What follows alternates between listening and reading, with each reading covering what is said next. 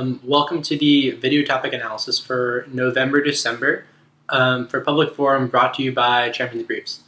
So November and December are two really ripe months for competition. There is a lot of tournaments really across the country that vary in difficulty, in type of judging, in intensity, and so really no matter what your skill level is or how intensely you want to take the activity, November, December are great months to participate. So, like in the beginning, we have Glenbrooks, which is considered by many to be one of the hardest tournaments of the first semester. Very technical judging there, very large, diverse pool from across the country, and that's in November. And then in December, we have a lot of more local tournaments like Ridge and Princeton, and the tournament at George Mason University with a very wide variety of judges.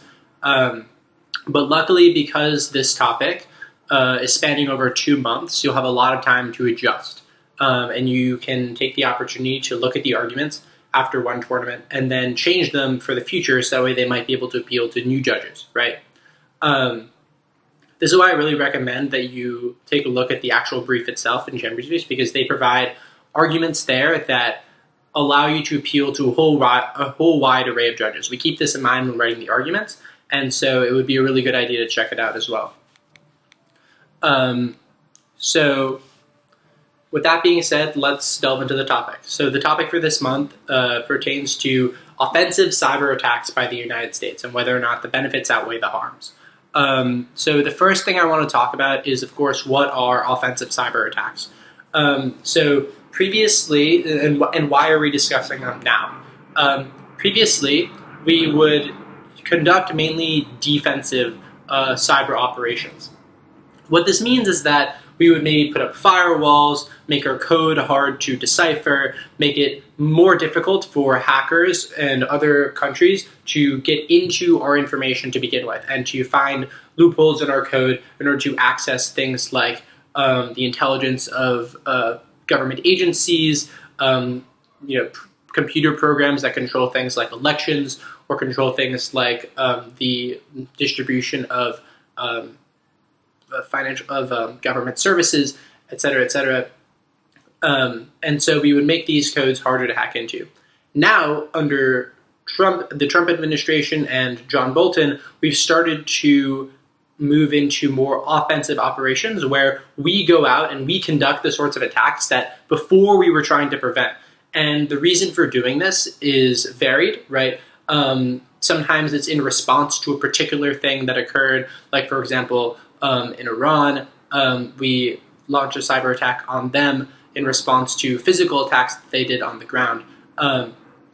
Or in other examples, we would do things kind of preemptively to attack countries offensively, to warn them about the future, and to tell them that the United States is not a power to be reckoned with when it comes to cyber warfare.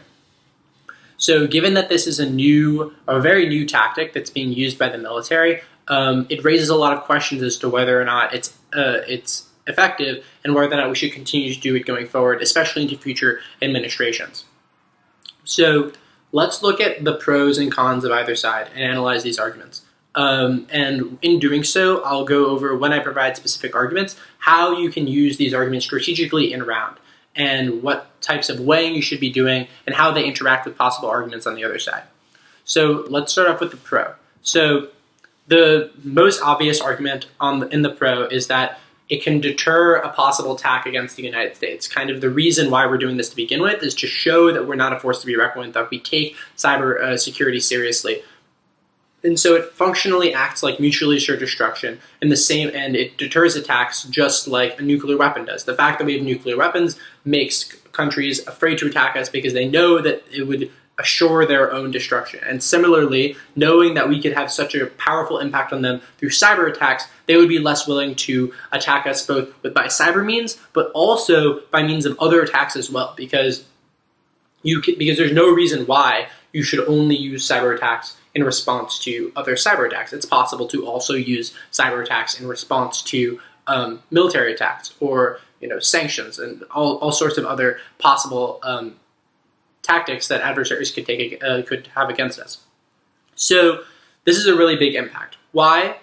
because it can go really across the board, right? Like I said, it can apply to cyber attacks, it can apply to conventional military tactics, sanctions, et cetera, and this means that you can basically insert your impact here, make it as big as you want it to be, as long as you can sufficiently explain how it is that you link into it, and then also sufficiently explain how big the impact is qualitatively and quantitatively, right? So paint a picture for the judge of what exactly it is that you're preventing, right?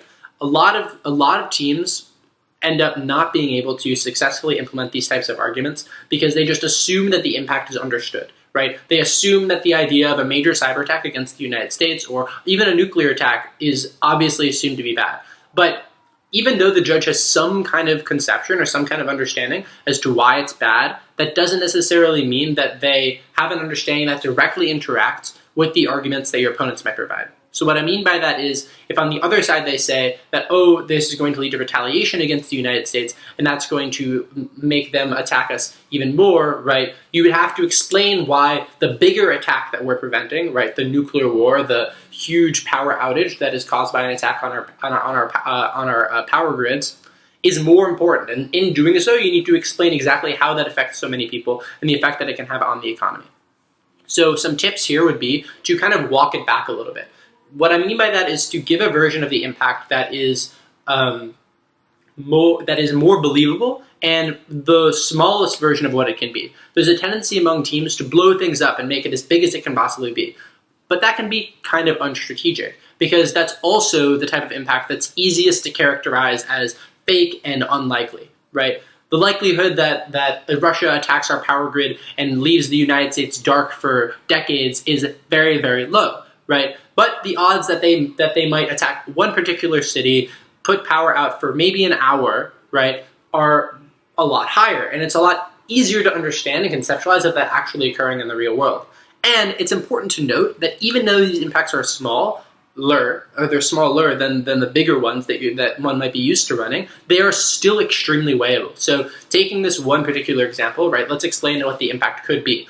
If Russia attacked New York, for example, and put out the power for an hour, that could cause a major disruption in financial institutions, right? It could make it extreme. It could cause huge fluctuations in stock prices because investors become really unconfident and really wary of the market because they see possible problems that can occur from Russia attacking. It means that it risks tipping us over into a recession, which is already extremely likely. It means that at the very least, for that short amount of time, people are unable to work, and it means that there could be chaos in the city because of these because of the power outages, which means that people, like in the past in the New York blackouts of the 20th century, it led to riots in the streets, people stealing from stores, right? All of which caused extremely long-term problems, right? Because when your store gets broken into and the glass gets shattered and your merchandise gets hurt, this not only affects you in that moment, but also it's a loss that you have to absorb as a business owner, and it's things that you have to repair going forward and make it extremely difficult to bounce back. So even just an hour of outage could cause huge problems for the economy, right? So you don't need to make it as big as it possibly can be in order for the impact to be weighable. The other thing I'll say is that you need to look to who is conducting these attacks and what type of attacks these are, right? Because there are non-state actors and state actors which are out to get us. There's and so you could argue, and the warranting for how they are deterred by offensive attacks is extremely different, right? So a government would be afraid of attacking us after we were to attack them with offensive cyber attacks because they fear that we could harm their citizenry, right? And that would be very difficult for them, and also possibly image harms to them because they know that the image of being attacked by the United States and destroyed through offensive cyber warfare makes them seem weaker, and they don't want to seem weaker on the international scene. That's warranting that can go on there, talking about incentives. On the other hand, with a non-state actor, like a terrorist organization, right, you don't even necessarily need to attack them directly with the cyber attack, because knowing that you're able to attack a government with offensive cyber attacks makes them think that it's also possible that you could attack them as well, because it's pretty likely that governments with larger institutions and more money are even better able to defend themselves, so they fear you even more, given the fact that they see that, oh, you can attack Russia, which has even worse firewalls than us. That means that clearly you'd be able to attack us, so it means you don't even have to attack them. But then secondarily, their incentive systems are very different, right? So when they fear an attack, the warrant thing is that they're afraid of not being able to conduct future operations, right? And so that's really important, because that plays a big role into how that affects their decision-making down the line, as opposed to how it affects the decision-making of governments. The other type of argument I want to talk about on the pro is the idea that switching over to offensive cyber operations and making that more of a norm means that the United States is less likely to use conventional military tactics. Why? Because in many ways it accomplishes the same things as conventional military tactics would have accomplished. The difference is that it is a lower cost to us, because it costs less money to have people coding on a computer than it does to build jets and build weapons and also employ people to fly those jets and things like that. And not only that, but it also costs fewer lives, right? And the United States is concerned with the lives of our military personnel, and you're much less likely to be attacked if you are on United States soil working at a computer inside of an office than if you're flying a plane over another country's ground.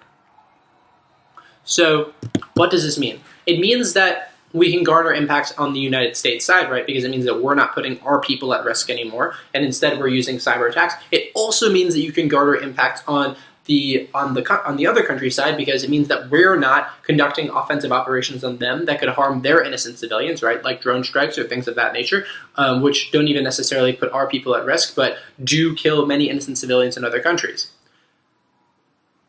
Why would one want to run this argument when the other argument with seemingly much bigger impact is also available, right? The idea that we're preventing a huge cyber attack on the United States.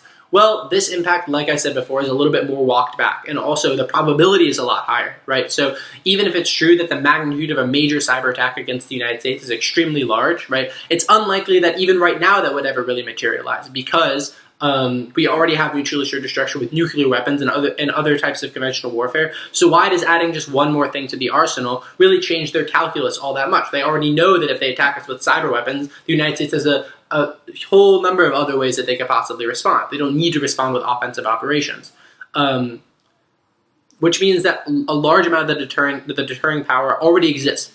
Whereas the impact here is extremely unique, because we know that when we transition from one type of military tactic to another, it means that in general, across the board, all types of military action that go on become more safe for civilians.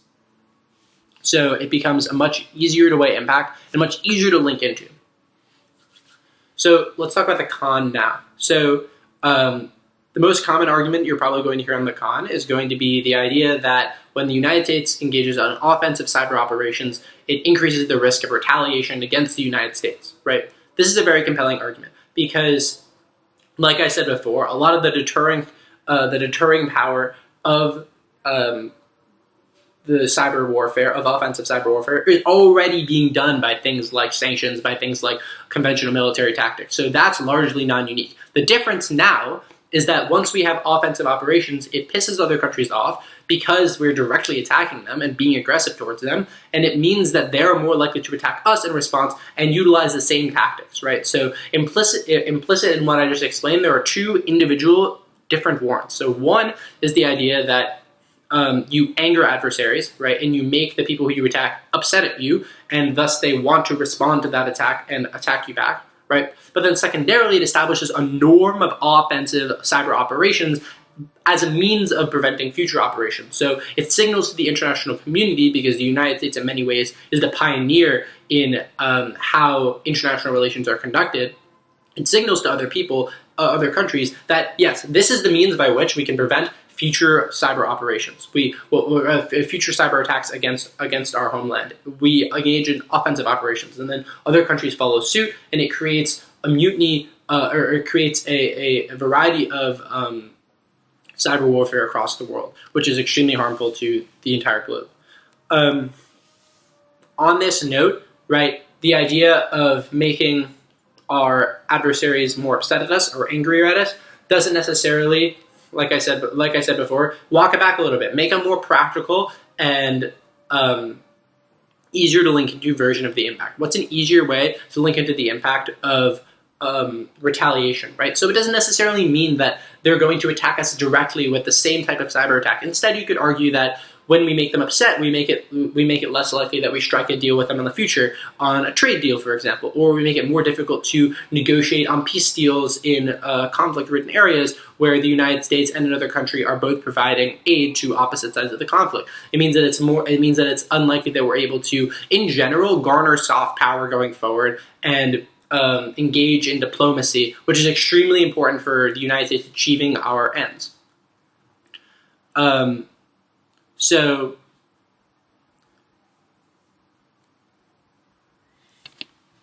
this is an extremely good version of the impact as well, because it's both walked back and also could be interpreted to be anything, right? So in that area of possible negotiations that are now foregone in the future, there are many different impacts that you can link into there, right? You can talk about poverty not being reduced because of an inability to negotiate future trade deals. You could talk about possible issues with military aid, which affect conflict in the third world, right? You could talk about things like growth in the United States and growth in other countries, developed countries as well, by means of trade deals and by means of tariffs and sanctions and things of that nature.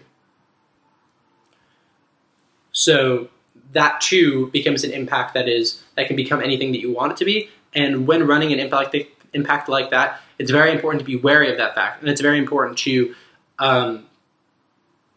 say specifically what it is that you're talking about. What is the impact? What is the version that you are running? Are you talking about trade deals? Are you talking about military aid? Are you talking about peace deals? It's really important to be specific, because when you're not, then it becomes very hard to weigh. Right? And it becomes hard for the judge to buy because you never linked into something exactly directly. So obviously, I did not go over all of the possible arguments that can be run on this topic. I just wanted to go over a few arguments that I thought were the best on either side, and also the most common on either side, and how to make these common arguments into even better versions of what you probably already have. For more information on arguments to run and how to make your arguments better, you should again check out the brief itself, the Champion's Brief. In there, we have topic analyses that go in depth about how to explain these arguments well and the type of weighing and strategy to be using. And also, there are a whole variety of other arguments that you could possibly run, which could be helpful going forward, and evidence that's been heavily researched that is very useful to use in round. So with that said, happy debating. I wish you luck.